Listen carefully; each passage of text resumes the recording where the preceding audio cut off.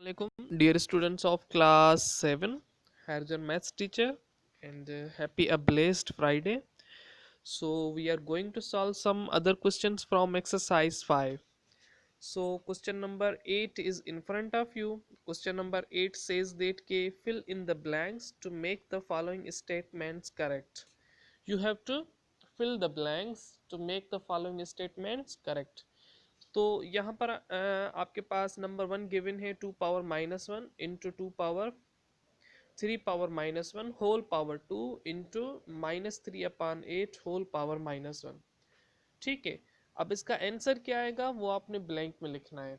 तो यहाँ पर अगेन मैंने सेम क्वेश्चन ऐसे ही लिखा है। आगे देखें सॉल्यूशन के बाद जो सेकंड स्टेप है 2 पावर -1 है फर्स्ट स्टेप में, तो हम इसको लिख सकते हैं 1/2।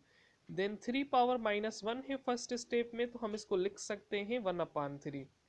और पावर नेगेटिव में है, इनटू जो ब्रैकेट में मिला हुआ है -1 power.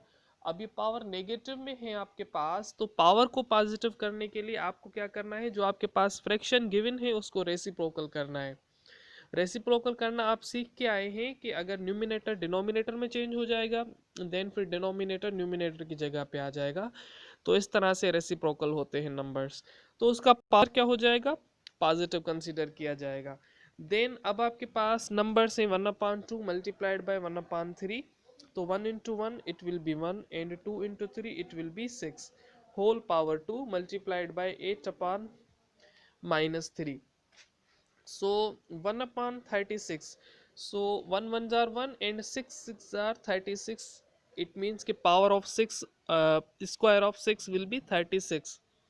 So here table of 4 will be carry on these 36 and 8. On 8 it will be 2 times, and on 36 it will be 9 times.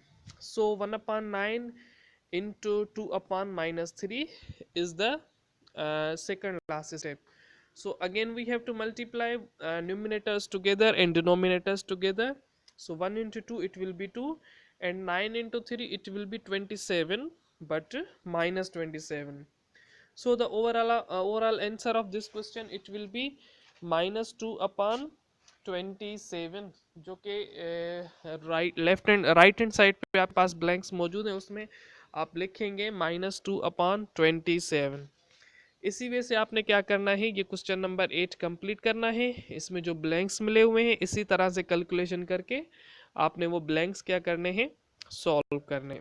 ठीक है, टेक केयर, अल्लाह हाफिज़।